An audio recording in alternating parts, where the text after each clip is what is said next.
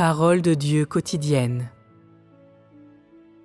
En ce qui concerne le monde spirituel, si les différents êtres qui y habitent font quelque chose de mal, s'ils ne font pas leur travail correctement, Dieu a aussi des édits et des décrets célestes correspondants pour traiter avec eux.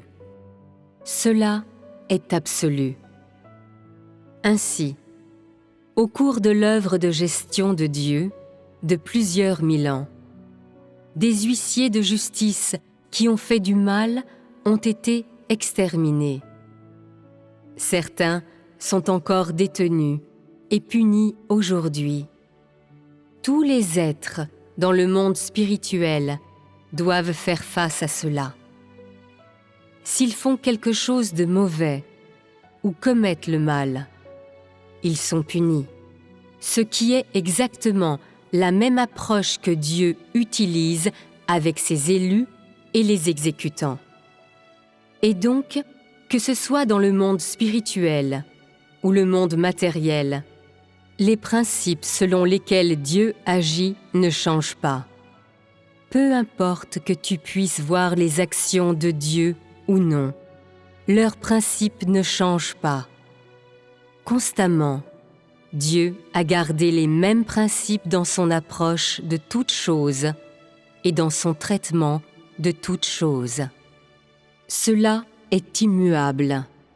Dieu sera bon envers ceux qui vivent relativement bien parmi les incroyants, et il réservera des opportunités pour ceux de chaque religion qui se comportent bien et ne font pas de mal, leur permettant de jouer leur rôle dans toutes les choses gérées par Dieu et de faire ce qu'ils doivent faire.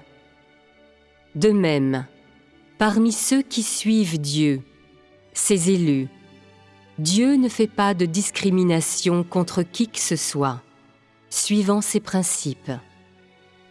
Il est bon envers tous ceux qui sont capables de le suivre sincèrement, et il aime tous ceux qui le suivent sincèrement. C'est juste que, pour ces différents types de gens, les incroyants, les différents gens de foi et les élus de Dieu, ce qu'il accorde à chacun est différent. Prenez les incroyants, même s'ils ne croient pas en Dieu, et si Dieu les considère comme du bétail, sans discrimination parmi toutes choses. Tous ont de la nourriture à manger, leur propre logement, et un cycle normal de la vie et de la mort. Ceux qui font le mal sont punis, et ceux qui font le bien sont bénis et reçoivent la bonté de Dieu. C'est ainsi. Pour les gens de foi qui sont en mesure de respecter strictement les préceptes religieux, renaissance après renaissance, alors, après toutes ces renaissances, Dieu fera finalement entendre sa proclamation. De même, pour tous les gens ici présents aujourd'hui, qu'ils soient l'un des élus de Dieu ou un exécutant, Dieu les rendra aussi conformes et déterminera leur fin en accord avec les règlements et décrets administratifs qu'il a fixés. Regardez, parmi ces différents types de gens, les différents types de gens de foi qui appartiennent à différentes religions, Dieu leur a-t-il accordé un espace de vie? Où est le judaïsme? Est-ce que Dieu a interféré dans leur foi? Pas du tout. Et qu'en est-il du christianisme? Il n'a pas interféré le moins du monde. Il leur permet de respecter leur propre procédure, ne leur parle pas ni ne leur donne une illumination, et par ailleurs, il ne leur révèle rien. Si tu crois que c'est juste, alors crois de cette façon. Les catholiques croient en Marie, et que ce fut par Marie que les nouvelles furent transmises à Jésus.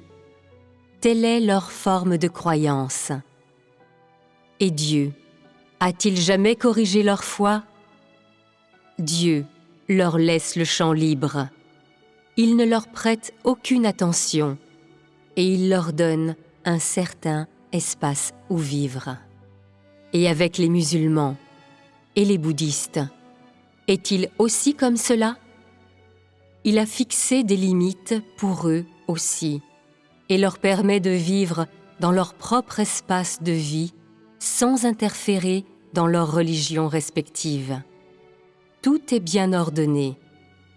Et que voyez-vous en tout cela?